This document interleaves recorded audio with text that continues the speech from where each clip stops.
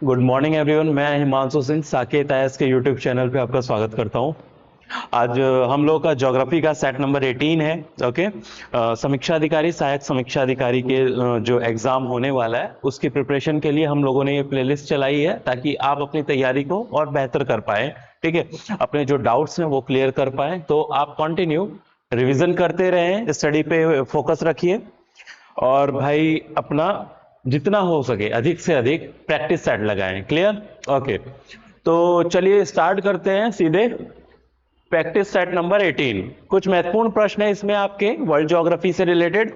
ठीक, तो आप लोग इसमें थोड़ा सा आप लोग क्या काम करें, मैपिंग का जो सेक्शन है वो फोकस रखें उस पे, क्योंकि रिसेंटली जो ऐसे प्लेसेस हैं ना वर्ल्ड के जो चर्चा में रहते हैं, just like as Ukraine, Israel, okay, and Jordan, Israel के आसपास की जो कंट्रीज हैं, मेडिटेरियन उसके सराउंडिंग, ओके। तो ऐसे लोकेशंस उनके कौन कौन सी कंट्री किसको टच कर रही है, किससे सीमा बनाई, ये सब भी क्वेश्चन करंट के साथ जोड़ के एग्जाम में पूछे जा सकते हैं। ठीक, तो मैपिंग को अपना सॉलिड रखें। क्लियर है? तो चलिए स्टार्ट करें फिर क्वेश्चन नंबर 1 से सीधे। 1 क्या है भाई? बृहद ज्वार आता है, यानी जो हाई टाइड्स होते हैं उनकी बात किया जा रहा है यहाँ पे। हाई टाइड्स ये होते क्या है? टाइड्स एंड एब्स आपने पढ़ा होगा, ज्वार भाटा, ओके ना। तो ये बेसिकली आता क्यों है ज्वार भाटा? तो देखिए इसके पीछे जो दो मुख्य कारण है वो है, पहला जो सूर्य है, ओके, और जो चंद्रमा है, इनका जो आकर्षण बल है ना, ओके, जो ग्रेविटेशनल पुल है उसकी वजह से आता है। आकर्षण बल की वजह से, जिसको हम ग्रेविटेशनल पुल कह सकते हैं। और दूसरा है चूंकि पृथ्वी अपने अक्ष के परितः क्या हो रही है, रोटेट कर रही है पश्चिम से पूर्व दिशा की ओर। ओके, इस वजह से क्या होता है, जैसे हम किसी बाल्टी में पानी लेके और उसको गोल गोल घूमें, क्लियर है, तो बाल्टी चाहे हम ऐसे भी कर दें उसमें से पानी नहीं गिरेगा।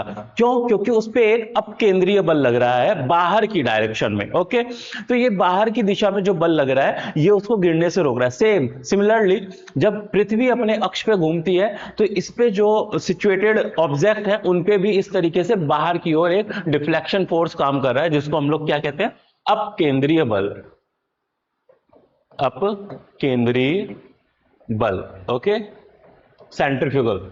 तो ये हो गया, ये दो कारण हो गए जिसकी वजह से क्या होता है भाई, जो यहाँ पे जल है ना पृथ्वी पे जो महासागरीय जल है उस पे ये बाहर की ओर एक फोर्स काम करता है और ये बल्ज बना लेता है। जैसे ये मान लो पृथ्वी है तो इस दिशा में यहाँ पे इस तरीके से बल्ज और यहाँ पे इस तरीके, तो ये तट की ओर काफी आगे तक जल स्तर बढ़ जाता है। ठीक है ना, इसी को हम लोग टाइड्स कहते हैं। ओके, तो चले, तो ज्वार भाटा जल का ऊपर तट की ओर आगे बढ़ना और पीछे हटना ज्वार और भाटा क्रमशः कहलाता है। अब इसमें देखें कि बृहद ज्वार आता है। देखिए ये जो सूर्य, चंद्रमा और पृथ्वी, इन तीनों की अपनी पोजीशन है ना, क्योंकि ये तीनों ही रोटेट कर रहे हैं, और जब इनकी पोजीशन एक रेखीय होती है, यानी यहां पे सूर्य है, यहां पे पृथ्वी है आपकी, ओके, और यहां पे अब चंद्रमा जो है मून की दो पोजीशन हम हो सकती है, एक तो यहां पे मून हो और एक हो मून इस तरीके से आए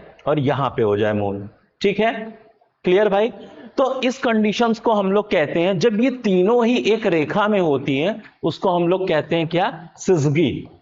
क्या कहते हैं? सिसगी कहते हैं। ओके ना, पहला पॉइंट ये ध्यान रखिएगा, तीनों एक रेखा में होते हैं। और दूसरी चीज, अगर जो ये मून है सूर्य और पृथ्वी के बीच में, चंद्रमा जो है सूर्य और पृथ्वी के बीच में, तो इस कंडीशन को हम लोग क्या कहते हैं, युति।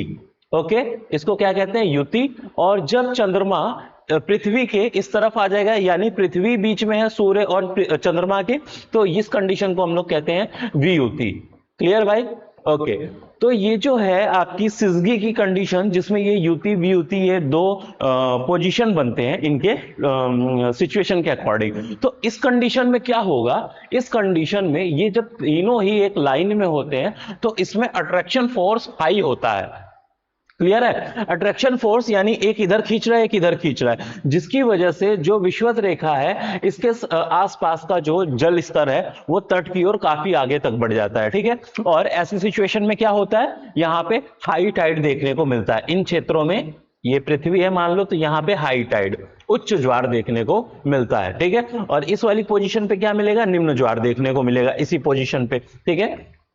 ओके, तो एक समय में पृथ्वी पे दो जगह उच्च ज्वार आता है और उसी विपरीत कंडीशन में दो जगह निम्न ज्वार, साइमल्टेनियसली होता है ये। ओके, तो ये पोजीशन आप ध्यान रखेंगे। यहां पे अगर हम बात करें वियुति में, तो चंद्रमा इधर आकर्षण बल लगा रहा है और सूरज का इधर आकर्षण बल लग रहा है, ठीक है। लेकिन सूरज का जो आकर्षण बल है, चूंकि डिस्टेंस बहुत ज्यादा होने की वजह से वो बहुत कम होता है, बहुत कम होता है, जीरो नहीं होता बट बहुत कम होता है। लेकिन इधर जो मेंटेन करने का काम कर रहा है इस डिफ्लेक्शन को, वो कर रहा है ये अपकेंद्रीय बल। तो एक तरफ चंद्रमा खींच रहा है और दूसरी तरफ ये अपकेंद्रीय बल इधर, तो इन दोनों की पोजीशन की वजह से यहां पे उच्च ज्वार का क्षेत्र बन रहा है। ओके, तो पहला केस तो ये होता है युति वियुति का। दूसरा होता है कि जब सूर्य यहां पर है, ओके, पृथ्वी यहां पर है, ठीक है, और आपका मून यहां पर है, ठीक है, मून यहां पे हो या यहां पे, तो ऐसी कंडीशन, अब ये देखो 90 डिग्री का कोण बना रहे हैं ना ये। ओके, तो इसमें क्या होगा, चंद्रमा इधर खींचेगा और इसका जो अपकेंद्रीय बल है, क्योंकि सूर्य भी इधर खींच रहा है, अट्रैक्शन फोर्स लगा रहा है, और अपकेंद्रीय बल भी इन डायरेक्शन में लग रहा है। तो ऐसे में क्या होगा, ये दोनों एक दूसरे को कैंसल आउट करेंगे, एक ऊपर खींच रहा है, एक 90 डिग्री पे इधर खींच रहा है। तो इससे क्या होगा, जो ज्वार होता है ना, वो ज्वार हाई नहीं आ पाता है। इस तरीके से जो ज्वार डेवलप होते हैं उसको हम लोग नीप टाइड कहते हैं, नीप टाइड कहेंगे, या लो टाइड जो होते हैं आपके, लो टाइड। और इसको हम लोग, जो उच्च ज्वार होता है, इसको हम लोग कहते हैं स्प्रिंग टाइड। स्प्रिंग की तरह खींच जाता है ना, ओके, तो उच्च ज्वार या स्प्रिंग टाइड कहते हैं। तो ये वाली कंडीशन आपको देखने को उसमें मिलती है, क्लियर। तो यहां पे पूछा है वृहद ज्वार, हाई टाइड की बात की जा रही है। हाई टाइड इसी सिसगी वाली कंडीशन में आएगा, पहली चीज। अब देखें, जब सूर्य तथा चंद्रमा एक सीधी रेखा में हो, जब सूर्य तथा चंद्रमा समकोण पर है, तो ये गलत। जब तेज हवा चल रही, हवा से मतलब नहीं। जब रात बहुत ठंड, तो आंसर क्या हो गया आपका, जब सूर्य चंद्रमा एक सीधी रेखा में हो, यानी सिसगी की पोजीशन में हो, तो ऐसी कंडीशन में आपको क्या बनेगा, वृहद ज्वार बनेगा। अब चाहे चंद्रमा यहां हो चाहे यहां हो, ओके, दोनों ही कंडीशन में आपका क्या बनेगा, हाई टाइड होगा। क्लियर, आगे बढ़े, चले। तो ये कंडीशन हो गया। और ये जो पोजीशन है ना, इन्हीं पोजीशन पे आप लोग पढ़े होंगे भाई, जब ये वाली कंडीशन होती है युति वाली, तो इसमें आपका क्या क्या होता है, यहां पे बताएं, सूर्य ग्रहण। ओके, सूर्य ग्रहण की कंडीशन इस युति में बनती है, और इस कंडीशन में जो चंद्र ग्रहण होता है आपका इस वियुति वाली कंडीशन में बनता है। क्लियर है, ओके, यानी इसमें जो होता है आपका अमावस्या, और इसमें आपका पूर्णिमा, वियुति में पूर्णिमा, युति में अमावस्या। तो ये सारे छोटे छोटे टर्म हैं, आप इनको ध्यान रखेंगे। क्लियर, आगे बढ़ते हम लोग क्वेश्चन नंबर 2 पे आए सीधे। एशिया और उत्तरी अमेरिका को जो जल डमरू, यानी ये जो हम स्ट्रेट है ना उनकी बात कर रहे हैं, अलग करता है वह है। ओके, तो आप यहां पे देखते होंगे, इधर आपका रसिया है जो, ठीक है, रसिया, और यहां पे आपका यूएसए और उसका अलास्का। ओके, और यहां पे देखें, इधर है एक छोटा सा, ये जो प्रायद्वीप टाइप का है, ये इसको हम लोग कहते हैं चुकची पेनिनसुला, CHUCKCHI, पेनिनसुला। ओके, और यहां पे ही है इसी के नाम से चुकची सी। ओके ना, क्लियर। और नीचे हो गया आपका बेरिंग सी, बेरिंग सी। क्लियर, लोकेशन ध्यान रखिएगा, इधर आर्कटिक सी है आपका, और उसी का एक छोटा सा पार्ट है चुकची सी, क्योंकि यहाँ पे रूस में ये जो एशिया जो है, रूस का ये वाला पोर्शन, यहाँ पे एक पेनिनसुला है जिसका नाम है CHUCKCHI, चुकची पेनिनसुला, और यहाँ पे वो सागर उसी के नाम से। अब इन दोनों को कनेक्ट करने का, बेरिंग सी और चुकची सी को कनेक्ट करने का काम कर रहा है एक पतली जल रेखा, जिसको हम लोग स्ट्रेट के नाम से कह रहे हैं। ऐसी पतली वाटर बॉडी जो दो सागरों को जोड़ने का काम करती है, उसको क्या कहते हैं हम लोग, जल डमरू मध्य कहते हैं। ओके, और ये जल डमरू मध्य जो है कनेक्ट कर रहा है बेरिंग को इससे। ओके, पहली चीज। दूसरा, ये सेपरेट किसको कर रहा है, ये रसिया को अलास्का से। अलास्का यूएसए का पार्ट है, आपको पता होगा, उसका प्रोविंस है, है। ओके, तो ये एशिया, रसिया हो गया एशिया में आपका, तो एशिया को नॉर्थ अमेरिका, ये नॉर्थ अमेरिका आपका कॉन्टिनेंट है, को अलग करता है। क्लियर है? तो आपका कौन सा हो गया भाई? बेरिंग स्ट्रेट जो हो गया इज द करेक्ट आंसर। पाक जलडमरू कहां पर है? पाक जो हमारा इंडिया का ये नीचे तमिलनाडु वाला एरिया देखें यहाँ पे, यहाँ श्रीलंका, ओके, और ये ऊपर आपका पाक की खाड़ी, मन्नार की खाड़ी, और पाक और मन्नार की खाड़ी को जोड़ने का काम जो कर रहा है वो कौन कर रहा है? पाक स्टेट यहाँ पे। ओके, यहाँ श्रीलंका और इंडिया के मध्य में। अब इधर है ये जिब्राल्टर है, it is not a Gibraltar, this is Gibraltar, Gibraltar. Okay, जलडमरू। जिब्राल्टर कहां पे है भाई? तो जिब्राल्टर देखिए जो आपका ये हो गया अफ्रीका, और इसके ऊपर है स्पेन, यूरोप का पार्ट, पुर्तगाल। अब अफ्रीका यहाँ पे ऊपर स्पेन, और इनके बीच में जो मोरक्को अल्जीरिया वाला पोर्शन है, तो मोरक्को यहाँ पे पड़ जाएगा, और इसके इधर अटलांटिक महासागर है, आप मैप ध्यान हो आपको, और यहाँ पे कौन सा सागर है? भूमध्य सागर। अटलांटिक महासागर को, और कौन सा अटलांटिक? उत्तरी अटलांटिक महासागर, क्योंकि विषुवत रेखा यहां से जा रही है। उत्तरी अटलांटिक महासागर को भूमध्य सागर से जोड़ने का काम कौन कर रहा है? यही जिब्राल्टर स्टेट कर रहा है। क्लियर है? और अफ्रीका को यूरोप से अलग करने का काम करती है ये, ठीक है। ओके, और मलक्का कहां है भाई? मलक्का जलडमरू जो है वो आपका, जो आपका ये अंडमान निकोबार दिखता है, ओके, और यहाँ पे नीचे आए ये आपका म्यांमार, इधर मलेशिया, सिंगापुर, ये हो जाएगा। यहाँ पे आपका इंडोनेशिया शुरू हो जाता है, तो सुमात्रा, फिर जावा, इस तरीके से। ओके, अब यहाँ पे देखें आपका साउथ चाइना सी हो गया, और इधर हो गया आपका अंडमान सी। कौन सा सी?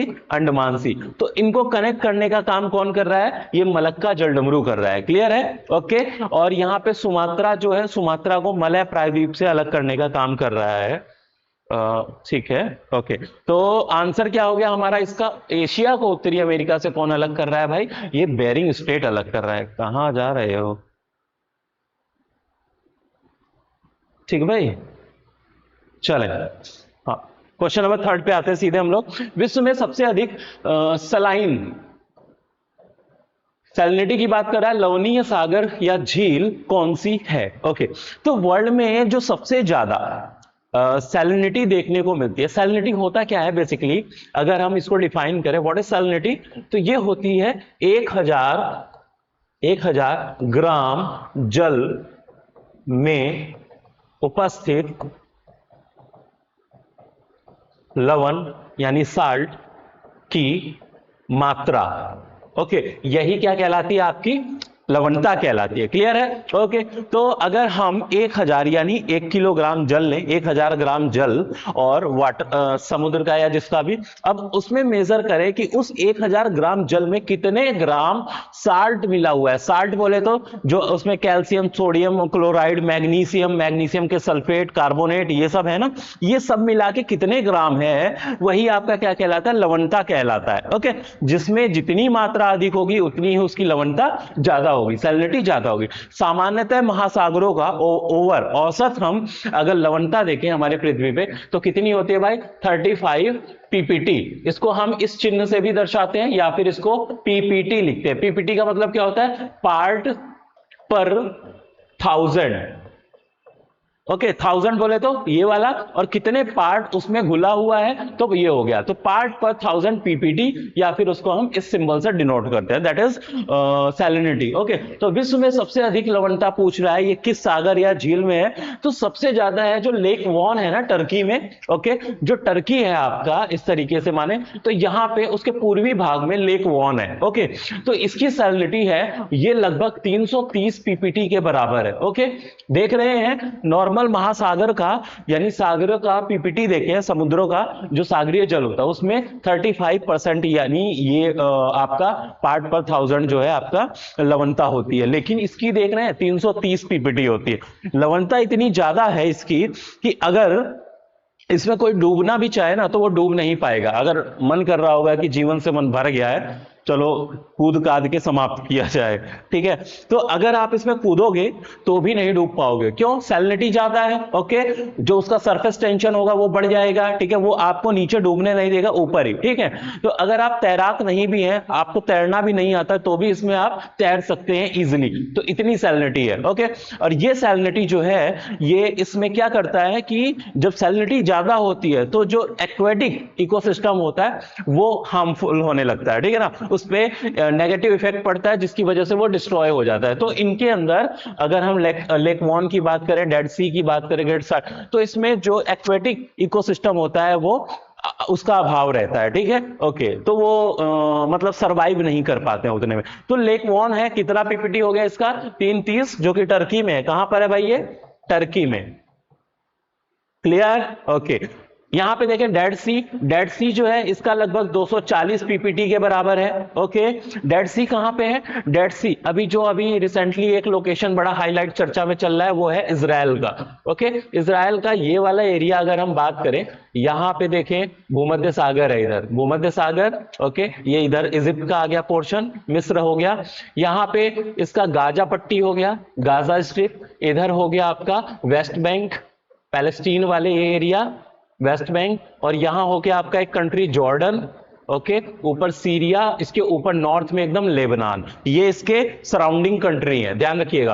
अब यहां पे देखें, जो ये आपका जॉर्डन है ना, और यहां पे आपका इजराइल है, ये इजराइल हो गया, ये आपका वेस्ट बैंक। इस एरिया में जो है आपका वेस्ट बैंक, जॉर्डन, इजराइल, इनके मध्य में ये आपका फैला हुआ है, क्या है? डेड सी। क्लियर है? तो डेड सी जो है इसका नाम भी इसीलिए दिया गया क्योंकि इसमें इतनी सैलिनिटी है कि इसमें आपको कोई इकोसिस्टम देखने को नहीं मिलता, एक्वेटिक इकोसिस्टम, ठीक है। तो इसीलिए इसको डेड सी नाम दे दिया गया है, दैट्स इट। तो ये हो गया आपका जॉर्डन इजराइल की सीमा पे। ग्रेट साल्ट आपका पता है यूएसए में, ओके। लेक वन नहीं, ग्रेट साल्ट, ओके। और कैस्पियन सागर आपका पता है। तो ये इसमें तो बहुत सारी नदियां आके मिलती हैं, ठीक है, इसकी वजह से इसकी सैलिनिटी इतनी हाई नहीं है। तो सबसे ज्यादा सैलिनिटी वाला हो गया आपका लेक वॉन। क्लियर है? लोकेशन इनकी ध्यान रखिएगा, ओके। चलिए एक क्वेश्चन है, सीधे सीधे कमेंट बॉक्स में आप आंसर डालेंगे अगर आप ये वीडियो देख रहे हैं। जो कैस्पियन सागर है इसको कौन कौन से देश इसके साथ सीमा बनाते हैं? क्लियर है? ओके, चले नेक्स्ट चलते हैं हम लोग क्वेश्चन नंबर 4 पे सीधे। कौन सी 3 गर्म धाराएं हैं? जो जल धाराएं हैं ना, सागरीय जल धाराएं, क्या होती हैं जल धाराएं सागरीय? देखो, सागर में तट के समीप यानी महाद्वीपीय जो क्षेत्र है उनके तट के समीप जो जल धाराएं, ओके, सागरीय जल का एक निश्चित दिशा में तीव्र गति से जो प्रवाह होता है, नदी धारा की तरह, जैसे नदियां प्रवाहित होती ना, इस तरीके से जो प्रवाह होता है ना एक निश्चित दिशा में, ऐसे प्रवाह को हम लोग क्या कहते हैं भाई? महासागरीय धारा कहते हैं। क्लियर है? ओके। ये महासागरीय धारा विभिन्न कारणों से उत्पन्न होते हैं, जिसमें पवन, ओके, पृथ्वी का घूर्णन, जिसकी वजह से कोरियोलिस फोर्स वगैरह भी इफेक्टिव होता है, okay, temperature difference, temperature gradient, और आपका सैलिनिटी, लवणता जो होता है, लवणता की वजह से जो डिफरेंस आता है, ओके, और साथ ही साथ डेंसिटी में भी डिफरेंस होता है, उसकी वजह से भी प्रवाह होता है।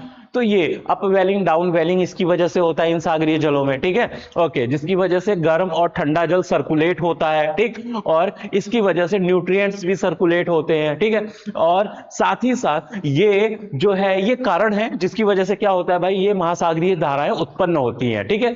और ये जो है एक टेम्परेचर डिस्ट्रीब्यूशन करने का भी काम करते हैं हमारे थ्रू आउट ग्लोब पे। अगर हम बात करें, गर्म क्षेत्रों से गर्म जल ठंडे क्षेत्रों में ले जाते हैं, वहां के तापमान को नॉर्मल करते हैं, ठंडे क्षेत्रों से ठंडा जल गर्म क्षेत्रों में लाते हैं, यहां के तापमान को नॉर्मल करते हैं। क्लियर है? तो इस तरीके से टेम्परेचर को हमारे पूरे अर्थ पे क्या करते हैं? डिस्ट्रीब्यूट करने का भी काम करते हैं, ठीक है। तो बहुत इंपॉर्टेंट है, साथ ही साथ परिवहन के लिए भी ये यूजफुल होते हैं, ओके। जैसे इसका बेस्ट एग्जांपल देख ले हम लोग, जो परिवहन को काफी सुटेबल बनाते हैं मौसम को इग्नोर करते हुए भी, ओके। जैसे नॉर्वेजियन की जलधारा, नॉर्वेजियन करंट जो है, ओके, तो वो नॉर्वे जो कि ठंडियों में पूरा वो फ्रीज एरिया होता है, लेकिन वहां पे गर्म जलधारा है, गल्फ स्ट्रीम, और इसका जो उत्तरी प्रवाह है वो पहुंच के जब नॉर्वे की जलधारा के रूप में ऊपर पहुंचता है तो वहां के सागरीय जल को पिघला देता है, ठीक है। तो ये सब सुविधाएं ये धाराएं प्रदान करती हैं, ठीक। अब इसमें देखते हैं, पूछा गया है कि इनको 2 भागों में डिवाइड किया जाए कहते हैं जैसा कि आप जानते हैं, एक ठंडी जलधारा, एक गर्म जलधारा। तो हमें यहाँ पे देखना है गर्म जलधारा, ठीक है। तो इसमें गर्म जलधारा कौन कौन सी है? गल्फ स्ट्रीम गर्म जलधारा होती है, ठीक है। जो हमारा उत्तरी अमेरिका है, ये उत्तरी अमेरिका कैसे बनाया ये, ठीक है भाई, कुछ रफली मैंने बना दिया, समझ लो इसको, गायब भी हो जाता है, ठीक। ये गल्फ ऑफ मैक्सिको, ये फ्लोरिडा। अब यहां से ऐसे जाता है ऊपर, एक लेब्राडोर की जलधारा आती है, यहाँ पे न्यू फाउंडलैंड है, ये है आपकी गल्फ स्ट्रीम, क्लियर है। यही इससे मिलके यहाँ पे कोहरा जैसी कंडीशन, ग्रैंड बैंक वगैरह जो है वो डेवलप होता है, वो बाकी चीजें आप पढ़े होंगे, ठीक है। गल्फ स्ट्रीम ये गर्म है। क्यूराइल, क्यूराइल जो है ये देखो ऊपर जापान के पास देखेंगे, नॉर्थ की तरफ से आ रहा है, ये ठंडी जलधारा है, तो ये गर्म जलधारा नहीं है। क्यूरोशियो, ओके, तो ये भी आपकी क्या है? ठंडी जलधारा है। तो ये तो हो गया आपका गलत। आगे बढ़े, क्यूरोशियो जलधारा ये ठंडी हो गई, ओके। नहीं नहीं, क्यूरोशियो तो गर्म है ना भाई, ऊपर ओयोशियो आपकी ठंडी है, तो ये हो गई आपकी गर्म जलधारा। लेकिन क्यूराइल आपकी ठंडी है, तो ये कॉम्बिनेशन तो हमारा नहीं चलेगा, ऑप्शन ए गलत हो जाएगा, क्लियर है। गल्फ गर्म है, क्यूराइल आपकी ठंडी जलधारा, क्यूरोशियो आपकी गर्म जलधारा, तो ये गलत। क्यूरोशियो ठीक है गर्म, क्यूराइल अगेन आ गया इसमें, क्यूरोशियो, गल्फ स्ट्रीम, मोजाम्बिक। तो इसमें अगर हम बात करें क्यूरोशियो आपकी ये, हाँ ओयोशियो आपका, देखिए जापान जो है, हम इधर पूरब की ओर चलते हैं, यहाँ पे कुछ चाइना, इधर हो गया आपका रसिया ऊपर, और जापान, ठीक है ना। नीचे आपका ये जापान वाला एरिया। यहां पे देखें ऊपर से नीचे से एक जलधारा चल रही है, दैट इज क्यूरोशियो, ओके, ऊपर से आ रही है ओयोशियो की स्ट्रीम, ठीक है। तो इसमें आपको देखना है कौन सी ठंडी कौन सी, जो ऊपर से नीचे विषुवत रेखा की ओर आती है, ये है आपकी ठंडी जलधारा है। जो विषुवत रेखा से ध्रुवों की ओर जा रही है वो हो गई आपकी गर्म जलधारा है, ठीक है। यहीं पे इसको सुशीमा की जलधारा भी कहते हैं, ठीक है, ओके। और ऊपर जो होता है इसको क्यूराइल की जलधारा भी कहते हैं, जो यहाँ पे डिफ्लेक्ट हो जाता है थोड़ा सा, ओके। तो इसमें अगर हम देखें जो हमारा तीनों का गर्म धाराओं का कॉम्बिनेशन है, that is gulf stream. Gulf stream already हम देखें, मोजाम्बिक और ब्राजील। मोजाम्बिक कहां पर है? अफ्रीका जो है ये आपका, अफ्रीका इधर बना दिया जाए, यहां पे मेडागास्कर दिख रहा होगा आपको, मेडागास्कर, यहां पे मोजाम्बिक है। इनके बीच में ये जो चैनल है ना, मोजाम्बिक चैनल कहते हैं, तो उसी में ये धारा बहती है, मोजाम्बिक की जलधारा, ओके। और यहाँ पे मेलागासी, मेडागास्कर के पूरब में मेलागासी की जलधारा, यही बाद में दोनों मिलके क्या बनाती हैं? अगुलहास की जलधारा, क्लियर है। तो मोजाम्बिक गर्म हो गया। ब्राजील, ब्राजील के पूर्वी तट पे, जो ब्राजील है उसके पूर्वी तट पे आपका प्रवाहित हो रही है ब्राजील की जलधारा, जो कि गर्म जलधारा है। तो आंसर क्या हो जाएगा हमारा? डी हो जाएगा, ठीक है ना। तो ये पॉइंट आप ध्यान रखिएगा, ओके। चले भाई, नेक्स्ट क्वेश्चन नंबर 5, क्या है इसमें कथन दिया गया है, थोड़ा जल्दी करें हम लोग। भूमध्य रेखा के दोनों ओर 5 से 8 डिग्री अक्षांश तक के क्षेत्रों वर्ष भर वर्षा होती है, ठीक है। यानी भूमध्य रेखा के 5 से 8 डिग्री में यहाँ पे कैसा इक्वेटोरियल क्लाइमेटिक कंडीशन पाई जाती है, जहां पे वर्ष भर वर्षा होती है। तापमान, जो वार्षिक तापांतर होता है वो बहुत कम होता है। तापांतर मतलब तापमान में अंतर, चाहे किसी भी मौसम में ले, ज्यादा टेम्परेचर में गैप नहीं देखने को मिलेगा, एकदम टेम्परेचर, क्योंकि साल भर यहाँ पे सूर्य की किरणें पड़ती रहती हैं लंबवत, ओके। तो ऐसे सिचुएशन में यहाँ तापमान उच्च बना रहता है, निम्न जाने की कंडीशन ही नहीं आती, इसलिए तापांतर आपका कम रहता है, ओके। तो वर्षा यहाँ पे अधिक होती है, जनरली यहाँ पे संवहनीय प्रकार की वर्षा होती है, जो दोपहर के बाद रेगुलर होती है, ठीक है। तो ये भूमध्य रेखीय जलवायु की विशेषता है। उच्च तापमान तथा उच्च आर्द्रता के कारणवश भूमध्य रेखा के निकट अधिकतर दोपहर को संवहनीय, अभी बताए हम, तो होती है। तो ये कथन सही है, कारण भी व्याख्या कर रहा है, बिल्कुल सही बात है। आगे चले हम लोग नेक्स्ट क्वेश्चन नंबर 6 पे। सूर्य का प्रभामंडल हालो प्रकाश के अपवर्तन से जो उत्पन्न होता है, तो जो अभी रिसेंटली आपने देखा होगा 1-2 महीने पहले, जो दिन के समय में सूर्य के चारों ओर, ये सूर्य है आपका, और इसके चारों ओर ऐसे एक हॉलो, एक सर्कल टाइप का दिख रहा होगा, ठीक है ना, ओके। ये सर्कल व्हाइट, जैसे चंद्रमा है उसके चारों ओर देखेंगे तो आपको व्हाइट कलर का सर्कल दिखता है, सूर्य है इसके चारों ओर देखेंगे तो आपको जैसे विब्ग्योर, इंद्रधनुष होना उस टाइप का एक कलर, इसमें वेरियस कलर दिखेंगे और ऐसा एक सर्कल दिखेगा, ठीक। तो ये जो सर्कल होता है बेसिकली, जो ऊपर आपका कौन से पक्षाभ मेघ होते हैं ना, साइरस क्लाउड कहते हैं उनको, साइरस या पक्षाभ मेघ, ये मेघों के टाइप याद कर लीजिएगा आप लोग। तो इसके जो ये एक पक्षार मेघ जो फैले होते हैं, ठीक है ना, इनमें क्या होता है, हिम पार्टिकल होते हैं, यानी बर्फ के जो पार्टिकल होते हैं, हिम के कण होते हैं, उन पे क्या होता है, जब ये सनलाइट टकराती है ना तो वो रिफ्रैक्ट करती है, ठीक है ना, जिसकी वजह से एक प्रिज्म की तरह काम करती है वो। और वो क्या होता है भाई कि उसमें वेरियस कलर्स निकल जाते हैं, ठीक है, व्हाइट कलर को रिफ्रैक्ट कर देगी और वहां पे वो विबग्योर में कन्वर्ट हो जाए। तो इस तरीके से उसके चारों ओर जो ये है एक प्रभा मंडल का आवरण बन जाता है। ओके, जो कि जिसमें मुख्य भूमिका कौन निभाते हैं, ये साइरस क्लाउड ही निभाते हैं। इनको क्या कहते हैं हम लोग, पक्षाभ मेघ, और इसके अंदर जो हिम स्फटक होते हैं उसके द्वारा ये होता है, ठीक है। तो सामान्यतः चंद्रमा और सूर्य के चारों ओर आपको ये देखने को मिलता है जनरली। ओके, नेक्स्ट चले हम लोग। ये कुछ स्थानीय पवने हैं, ऊपर आगे क्षेत्र दिए गए हैं। फोन, फोन कहां पे है भाई, आल्प्स जो है ना, आल्प्स के क्षेत्रों में ये प्रवाहित होती है आपकी। आल्प्स वाला एरिया हो गया जो आपका यूरोप का क्षेत्र है, देखें इटली के ऊपर इस तरीके से जो आल्प्स है तो वहां पे ऐसे प्रवाहित होती है, उसके उत्तरी ढालों से नीचे उतर रही है, ठीक है। सिमूम, सिमूम की बात अगर हम करें तो सिमूम जो है ये जो अरेबियन पेनिनसुला है ना, ओके, सऊदी अरब, जॉर्डन, उसके ऊपर टर्की वगैरह आगे जाएंगे हम लोग, ओके, और सीरिया हो गया, फिर उसके आगे हम देखें तो ईरान वगैरह। तो इन सब क्षेत्रों में एक पवन, जो गर्म पवन है वो प्रवाहित होती है, दैट इज सिमूम। ओके, तो उनको मिला के हम, चूंकि ये कुर्दिस्तान, कुर्द यहाँ पे एक जो रीजनल यहाँ की कल्चरल ग्रुप है, समुदाय है, जिसको हम लोग कुर्द कहते हैं, ठीक है ना, तो उसके बेसिस पे इसको कुर्दिस्तान। तो बेसिकली इसमें कौन कौन, टर्की आ जाता है, ईरान आ जाता है, ओके, सीरिया का कुछ पार्ट आ जाता है, तो ये सब कुर्दिस्तान कहलाता है। तो सिमूम कहां है भाई आपका, कुर्दिस्तान, ठीक है। सेंटा आना और जोंडा, सेंटा आना हो गया आपका कैलिफोर्निया के तट पे, कैलिफोर्निया के, यानी जो हमारा नॉर्थ अमेरिका है यहाँ पे देखें कैलिफोर्निया की घाटी, तो यहाँ पे सेंटा आना बहता है आपका। और जोंडा जो हो गया ये हो गया आपका अर्जेंटीना में, ठीक है। तो इसको आप मैच कर लेंगे, क्या हो जाएगा, 4231, okay, that is B. Clear है, ओके। तो स्थानीय पवने देखिए वर्ल्ड में जो प्रमुख स्थानीय पवने हैं, जैसे इसके अलावा हम देखें अफ्रीका में भी खमसिन हो गया, ऊपर यूरोप में मिंस्ट्रल हो गया, ठीक है ना, सिमूम वगैरह कुछ दो तीन तो यही है आपके यहाँ। लू जैसे इंडिया में एक चलती है वो भी लोकल विंड हो गई, ओके। इसके अलावा चिनूक हो गया, कुछ ऐसे प्रमुख लोकल विंड्स हैं, स्थानीय पवने हैं, तो आप इनकी लोकेशन जरूर याद रखिएगा, मैचिंग के लिए महत्वपूर्ण है। आगे चले हम लोग क्वेश्चन नंबर 8 पे। वायुमंडल में कार्बन डाइऑक्साइड का प्रतिशत अगर बढ़ जाता है तो क्या होता है, ओके, क्या नहीं होता, सॉरी, क्या घटित नहीं होगा। वायुमंडल में आपको पता है कार्बन डाइऑक्साइड जो होता है वो हीट को बहुत ज्यादा एब्जॉर्ब करने की उसकी कैपेसिटी होती है, क्लियर है, ओके। तो ऐसे में क्या होता है कि अगर एटमॉस्फेयर में CO2 की मात्रा बढ़ जाती है तो क्या होगा और क्या नहीं होगा, ये दोनों पे हम विचार करते हैं। तो क्वेश्चन में है क्या नहीं होगा, पृथ्वी गर्म हो जाएगी, बिल्कुल होगी, मैंने बताया वो सनलाइट जो है उसको एब्जॉर्ब बहुत तेजी से करेगा, हीट को एब्जॉर्ब करेगा, जिसकी वजह से हमारा एटमॉस्फेयर गर्म होगा। तो ये तो गर्म हो जाएगी, ये तो सही बात है।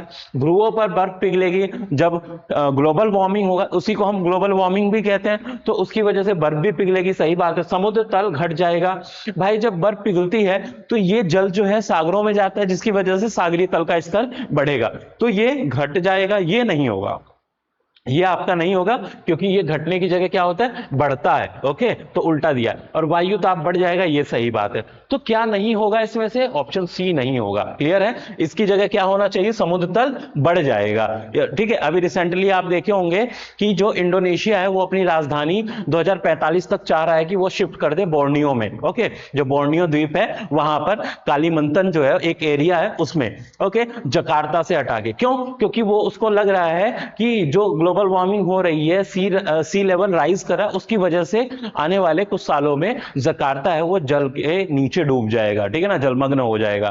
तो ये कंडीशन बन जाती है ग्लोबल वार्मिंग की वजह से, क्लियर। आगे बढ़े क्वेश्चन नंबर 9 पे। सौर ऊर्जा का सबसे महत्वपूर्ण भूमिका है।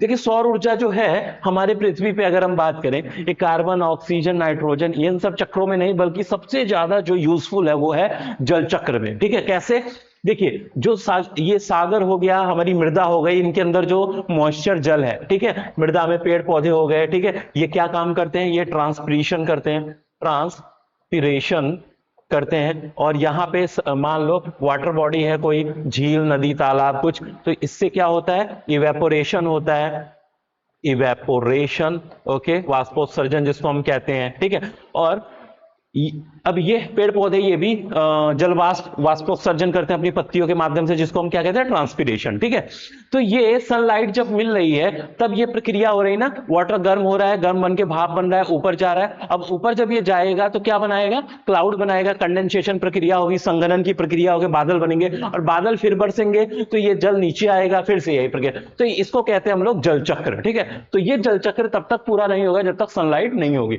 तो सौर ऊर्जा की मुख्य भूमिका सबसे किसमें है, इस जल चक्र में है। ओके, ध्यान रखिएगा। ओके, जिस अक्षांश पर वार्षिक तापांतर न्यूनतम होता है, वार्षिक तापांतर बोला है, तापांतर का मतलब क्या होता है, हम जनवरी से लेके दिसंबर तक अगर हम बात करें, ओके, तो जनवरी और दिसंबर के बीच में जो टेम्परेचर गैप है, टेम्परेचर गैप है मतलब हाई टेम्परेचर और लो टेम्परेचर, यानी किस मंथ में सबसे लो रहा है, लो टेम्परेचर, इनके बीच का जो गैप होता है उसी को हम कहते हैं वार्षिक तापांतर। ठीक है ना। ओके, तो अगर हम देखें विषुवत रेखा पे, विषुवत रेखा चूंकि इसकी लोकेशन मध्य में है, ओके, तो सूरज जो है कर्क रेखा से मकर रेखा के बीच में साल भर रोटेट करता है, जिसकी वजह से विषुवत रेखा जो होता है हमेशा वो बीच में बना रहता है। ठीक है, और इसको साल भर तापमान मिलता रहता है। क्लियर है। ऐसी कंडीशन में क्या होता है, यहाँ पे टेम्परेचर ज्यादा लो नहीं होता, क्योंकि टेम्परेचर हमारी पृथ्वी के कर्वेचर की वजह से वहीं पर लो होता है जहां पे इसकी सूर्य की तिरछी किरणें पड़ती हैं। क्लियर है। ओके, और चूंकि भूमध्य रेखा सामने है तो यहाँ पे तिरछी किरणें नहीं, एकदम सीधी किरणें पड़ती हैं, जिस कारण यहाँ पे हर एक मंथ में क्या होता है, टेम्परेचर एक नॉर्मल से हाई बना रहता है। ठीक है, जिस कारण यहाँ पे वार्षिक तापांतर क्या होता है, बहुत लो होता है। ठीक, ओके, क्योंकि हाई रहता है, लो एकदम जाता ही नहीं, तो तापांतर लो रहेगा। तो ये कहाँ होगा भाई, आपका भूमध्य रेखा पर होता है, कर्क रेखा मकर रेखा पे नहीं, उत्तरी ध्रुवों पे नहीं। ओके, आगे बढ़े। क्वेश्चन नंबर 11, क्षोभ मंडल, ये कुछ हमारे जो जलवायु है, ठीक है ना, यानी हमारा जो क्या है उसको, एटमॉस्फेयर है, ठीक है ना, वायुमंडल, और वायुमंडल की जो लेयर है उसको दिया गया है, और ये उनसे संबंधित घटनाएं हैं कि उसमें क्या घटित होता है। चलो, क्षोभ मंडल, ट्रोपोस्फियर की बात कर रहे हैं हम। ओके, ट्रोपोस्फियर में क्या होता है, मौसम संबंधी घटनाएं। तो हमारे मौसम संबंधी जितनी भी घटनाएं हैं, कौन कौन सी, बादलों का बनना, ओके, और आर्द्रता हो गया, वायु दाब हो गया, पवनों का प्रवाह हो गया, ओके, ये सारी चीजें जो हैं हमारा किसमें हो रही हैं, इन मौसम संबंधी घटनाएं जो है ये ट्रोपोस्फियर में होती हैं, क्षोभ मंडल में होती हैं। इसलिए क्षोभ मंडल बहुत ही हमारे लिए महत्वपूर्ण है, और हमारे बायोम के लिए, हमारे पृथ्वी पे जैव मंडल के लिए महत्वपूर्ण है ये क्षोभ मंडल। ओके, आगे चले, समताप मंडल, ये ओजोन परत पाई जाती है इसमें। समताप मंडल आपको पता होगा लगभग 12 से 50 किलोमीटर ऊंचाई पे हमारी पृथ्वी के, ओके, हमारे धरातल के, और इसमें देखिए इसकी जो निचली परत होती है ना, इसमें लगभग 90% हमारी पृथ्वी पे पाया जाने वाला जो ओजोन होता है उसका 90% इसी में मिलता है, इसीलिए हम इसको ओजोन लेयर भी कहते हैं। तो समताप मंडल की जो निचली परत है उसमें ओजोन लेयर पाई जाती है। ओके, आयन मंडल, भाई आयन मंडल आपको पता होगा लगभग 80 से लेके हम देखें तो यहाँ पे 600 किलोमीटर का जो रेंज है, इसमें आपका क्या होगा, आयन मंडल होता है। हाई टेम्परेचर की वजह से इसके अंदर जो गैसेस होती है ना, आयनाइज्ड हो जाती हैं। ओके, हाई टेम्परेचर कैसे, वो सूरज की तरफ से जो कॉस्मिक किरणें आ रही हैं, एक्स रे, गामा रे, इसमें अल्ट्रावायलेट रेज, ये क्या होती हैं, ये यहाँ पे मौजूद गैसों को, जो ताप मंडल है ना, थर्मोस्फेयर, उसमें मौजूद जो गैसें हैं, ऑक्सीजन, नाइट्रोजन, इन सबको आयोनाइज कर देते हैं। ठीक है ना, और आयनीकरण की वजह से लेयर बन जाती है, और ये लेयर क्या करती है, रेडियो कम्युनिकेशन जो होता है उसमें उन तरंगों को, वेव्स को क्या करती है, रिफ्लेक्ट करने का काम करती है, जिसकी वजह से हमारी पृथ्वी पे संचार प्रणाली सुगम बन पाती है। ठीक है, तो आयन मंडल पृथ्वी की सतह की ओर परावर्तित रेडियो तरंगे। ओके, तो ये भी सही बात है। और आयन मंडल की बात करें, ये ध्रुवीय ज्योति। ओके, तो बेसिकली अगर हम ध्रुवीय ज्योति की बात करें तो ये ताप मंडल से संबंधित है, ताप मंडल, और ताप मंडल इसी के अंतर्गत, ये आयन मंडल का ही पार्ट है। ओके, तो ये भी आपका सही है, गलत नहीं है। ध्रुवीय ज्योति क्या होती है, जब ये सनलाइट, मतलब ये हाई एनर्जी वेव्स आती है ना, रेज, ओके, कॉस्मिक किरणें, तो ये जब इन ऑक्सीजन और नाइट्रोजन जैसे गैसों के अणुओं से टकराती है ना, तो इनको काफी ज्यादा एनर्जी प्रोवाइड करते हैं, जिसकी वजह से ये चमकने लगते हैं। ठीक है, और ये जो ब्राइटनेस है यही ध्रुवीय ज्योति कहलाती है। ठीक है, तो हमारे आपको पता होगा कि भाई जो हमारे ध्रुव हैं, उत्तरी और दक्षिणी ध्रुव, और इसके इधर तो हमारे यहाँ मैग्नेटिक फील्ड है, तो सूर्य की ओर से जो सोलर विंड चलती है ना, ओके, तो ये सोलर विंड यहाँ सामने तो ये बैरियर का काम करते हैं, ये ध्रुवों की ओर से एंट्री करते हैं हमारे यहाँ, ओके, और हमारे वायुमंडल में प्रवेश करते हैं। तो ध्रुवीय क्षेत्रों में ये जब ऑक्सीजन नाइट्रोजन के गैसों के टकराते हैं तो उससे चमकने लगते हैं, उसको ध्रुवीय ज्योति कहते हैं इसीलिए, ठीक है। ऊपर वाले उत्तरी ध्रुव में इसको ऑरोरा बोरियलिस कहते हैं, दक्षिणी ध्रुव में इसको ऑरोरा ऑस्ट्रेलिस कहते हैं। क्लियर? तो ये चारों ही स्टेटमेंट आपके बिल्कुल करेक्ट हैं। ओके, क्वेश्चन नंबर 12 पे चलें। क्वेश्चन नंबर 12 क्या कह रहा है भाई? ऑस्ट्रेलिया, चीन, भारत, संयुक्त राज्य अमेरिका, फिलीपींस। ओके, यहाँ पे आपके दिए गए हैं जो ट्रॉपिकल साइक्लोन होते हैं उनको किन किन नामों से जाना जाता है। उष्णकटिबंधीय चक्रवात जो होते हैं ना, उनको रीजनल अलग अलग क्षेत्रों में अलग अलग नामों से जानते हैं। ओके, चीज वही है, नाम अलग अलग है। तो जैसे हम भारत में किस नाम से जानते हैं उसको? चक्रवात के नाम से, सुना है ना, चक्रवात ही कहते हैं हम लोग। चाइना में, चीन जापान वाला एरिया है, वहां पे इसको टाइफून के नाम से जाना जाता है। क्लियर है? ऑस्ट्रेलिया में इसको विली विली के नाम से जानते हैं। संयुक्त राज्य अमेरिका है, उसको हरिकेन के नाम से जानते हैं। ठीक है? फिलीपींस जो है वहां पे इसको बागियो बगाइयो के नाम से जानते हैं। ठीक है? तो इसको मैच कर लीजिएगा आप लोग, क्या होगा? दैट इज 2-3-2-3, ये वाला ऑप्शन सही हो जाएगा। ओके, आगे बढ़े भाई हम लोग क्वेश्चन नंबर 13 पे। क्षोभ मंडल की मोटाई विषुवत रेखा पर सर्वाधिक है। विषुवत रेखा के लिए ये सूर्य तप उच्च तथा संवहन धाराएं सशक्त हैं। एक मिनट, क्षोभ मंडल की मोटाई विषुवत रेखा पे सर्वाधिक है, ठीक बात है। कारण क्या है? विषुवत रेखा के लिए सूर्य तप उच्च तथा संवहन धाराएं सशक्त है। ओके, ये भी सही बात है। अब देखते हैं पहले पहला वाला पॉइंट, क्षोभ मंडल की मोटाई विषुवत रेखा पर सर्वाधिक है। कैसे भाई? आपको पता है जो क्षोभ मंडल है ना, मैं एक पेज ऐड करूं इसमें, देखो ये जो है आपका, मान लो यहां पे है विषुवत रेखा, विषुवत रेखा, ओके, यहां पे है ध्रुव। मैंने इस तरीके से हॉरिजॉन्टल मान लिया आपको समझाने के लिए, ध्रुव। ओके, आपको पता है तापमान इसमें कहां ज्यादा होगा? यहां पे या यहां पे? इधर होगा ज्यादा। यानी यहां पे जब तापमान हाई होता है तो यहां पे गैसें कहां पे गर्म होंगी? यानी वायुमंडल में उपस्थित जो वायु है वो गर्म कहां पे ज्यादा होगी? यहां या यहां? यहीं पे वायु भी ज्यादा होगी, गर्म वायु गर्म होगी। और गर्म वायु हल्की होती है या भारी होती है? वो हल्की होती है। तो हल्की चीजें ज्यादा एटमॉस्फेयर में ऊंचाई तक जाएंगी, तो वो जितना ज्यादा गर्म होगी उतना ही ज्यादा ऊंचाई पर जाएगी। इसकी वजह से यहां पर जो क्षोभ मंडल है जिसमें वो वायुमंडल मुख्यतः हमारा पाया जाता है, तो इसकी ऊंचाई ज्यादा बढ़ जाती है। अब ध्रुव पे देखें, तापमान यहां पे कम, वायु आपकी यहां पे ठंडी। ओके, तो ऐसे में क्या होता है? ठंडी वायु क्या होती है आपकी? भारी होती है। तो ये ज्यादा ऊंचाई तक नहीं जा पाती, इसलिए इसकी हाइट क्या रह जाती है? यहां पे लो रह जाती है। तो अगर हम क्षोभ मंडल की ऊंचाई देखें तो कुछ इस तरीके से देखने को, ये हो गया आपका क्षोभ मंडल। ओके भाई, तो यहां पे लगभग ये 6 से 8 किलोमीटर तक देखने को मिलता है, यहां पे ये 10 से 12 किलोमीटर देखने को मिलता है। क्लियर है? ओके, तो इसकी हाइट में इतना वेरिएशन आपको देखने को मिलेगा विषुवत रेखा पे और ध्रुवों पे। ठीक, तो यही था मेन कारण जिसकी वजह से क्षोभ मंडल की मोटाई विषुवत रेखा पे अधिक होती है। तो ठीक है, विषुवत रेखा के लिए सूर्य तप उच्च तथा संवहन धाराएं सशक्त हैं। तो यहां पे कारण क्या है? यही टेम्परेचर और संवहन धाराएं। संवहन धाराओं का मतलब जब हवाएं गर्म होकर ऊपर उठती हैं तो ये संवहन धाराएं हैं। ओके, ये सशक्त है, इसी वजह से ये मोटाई बढ़ी है। तो ये कथन कारण सही है, व्याख्या भी कर रहा है आपका, दैट इज ए करेक्ट हो जाएगा आपका। क्वेश्चन नंबर 14 पे चलते हैं हम लोग। वायुमंडल की सामान्य संचार प्रणाली हेतु प्रतिपादित हैडले कोशिका आधारित है। देखिए आपकी जो वायुमंडल है इसमें अगर हम सेल की बात करें तो यहाँ पे ये लो प्रेशर वाला एरिया, यहाँ पे उपोष्ण कटिबंधीय उच्च वायु दाब का क्षेत्र, यहाँ पे सब पोलर आपका लो प्रेशर एरिया, यहाँ पे आपका पोलर हाई प्रेशर एरिया। तो हवाएं यहां से गर्म होकर ऊपर उठी, इस तरीके से फैलती हैं, फैल के ये ठंडी होती है, ठंडी होने के बाद भारी होकर यहाँ नीचे बैठती हैं, इसको उपोष्ण कटिबंधीय उच्च वायु दाब की पेटी के ऊपर। ओके, सिमिलरली यहाँ पे ये तापमान की वजह से, ठीक है ना, यहाँ पे तापमान की वजह से उठी है, और यहाँ पे ये डायनामिक्स की वजह से, अर्थ के रोटेशंस की वजह से उठी हैं, और यहाँ पे इसलिए लो प्रेशर बना, और ये लो प्रेशर जो है ऊपर हवाएं उठ के अगेन ठंडी हुई, यहाँ पे नीचे बैठी, और ये इधर गई, यहाँ पे नीचे बैठेंगी तो यहाँ पे ठंडी हवाएं गर्म ठंडी होकर नीचे बैठ रही, यहाँ पे हाई प्रेशर। तो जहां पे हवाएं ऊपर उठ रही है वहां लो प्रेशर, और जहां पे नीचे बैठ रही है वहां पे हाई प्रेशर की पेटी बन गई। तो इस तरीके से अगर हम देखें तो 3 ऊपर 3 नीचे और एक बीच में 7 पेटियां, वायुदाब की पेटियां हमारे पूरे पृथ्वी पे पाई जाती है। और ये जो सेल बनी है ना, ये कोशिकाएं, इसको हमने डिफरेंट नाम दिए। जैसे ये पहली वाली कोशिका है जो विषुवत रेखीय निम्न वायुदाब से उपोष्ण कटिबंधीय उच्च वायुदाब के बीच में मौजूद है, इसको हम कहते हैं कौन सी? हैडले कोशिका।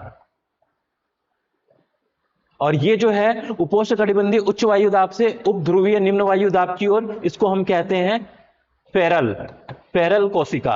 ओके, और ये उपध्रुवीय निम्न वायु दाब से ध्रुवीय उच्च वायु दाब के बीच में जो बनी है, इसको कहते हैं हम लोग पोलर या ध्रुवीय, हैडली, फेरल और पोलर, ध्रुवीय या पोलर कोशिका, पोलर सेल। ओके, तो ये 3 प्रकार की सेल बनती है। तो इसमें पूछा है कि हैडले कोशिका आधारित है। हैडले किस पे आधारित है भाई? तापीय संकल्पना पे आधारित है, गति संकल्पना पे नहीं। तो that is a is correct answer हो जाएगा, ठीक है ना।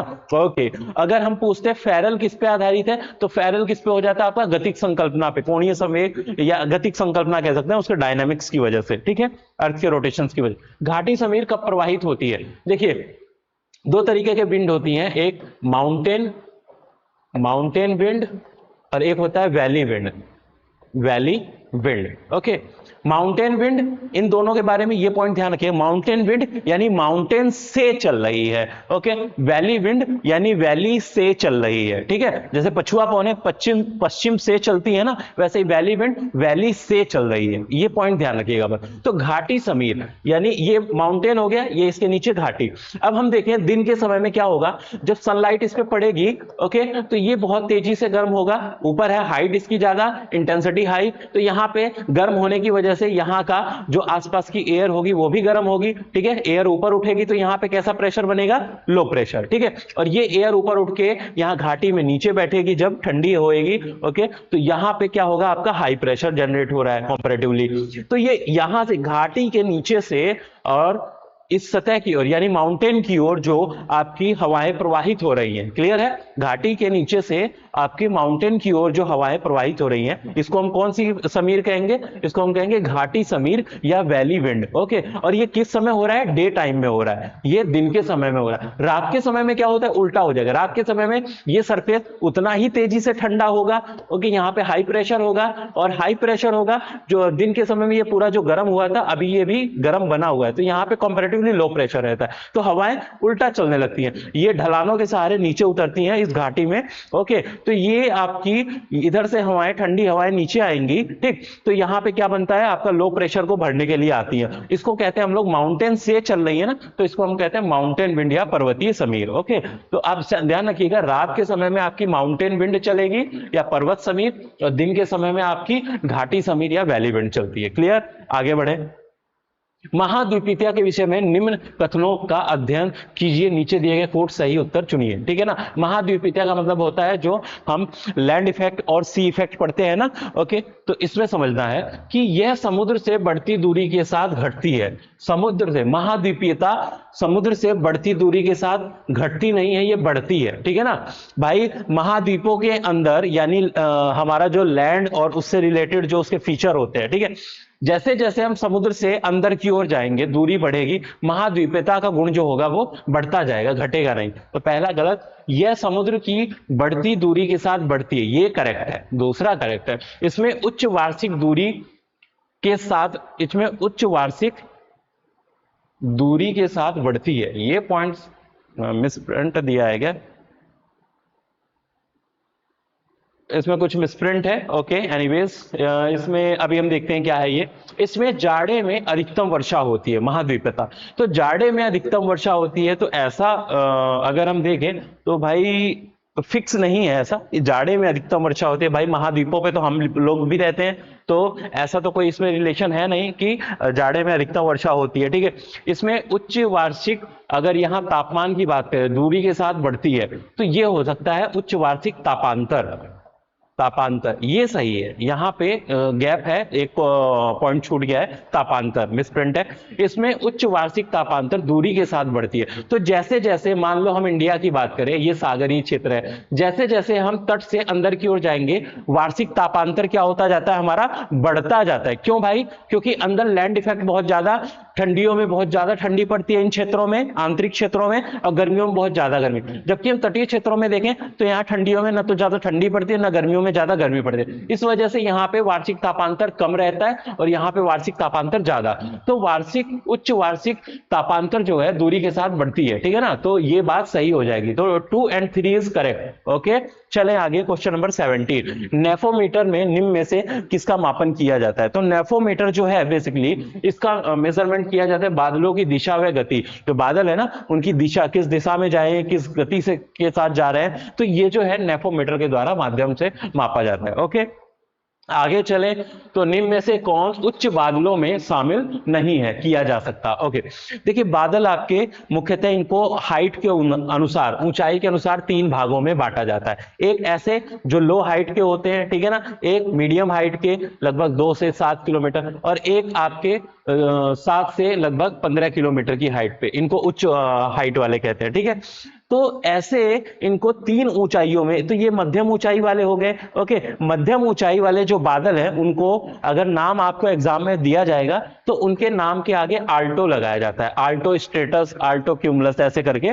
तो आल्टो का मतलब होता है मध्यम। ओके, मध्य स्तरीय बादल, ठीक है। ओके, तो इनका पहचानना इजी है आपको, मध्य स्तर का। अब ऊपर की बात करें, जो उच्च स्तर के बादल हैं इनके साथ जो प्रीफिक्स लगाया जाता है ना, उपसर्ग जिसको कह सकते हैं, वो लगाया जाता है पक्षाभ।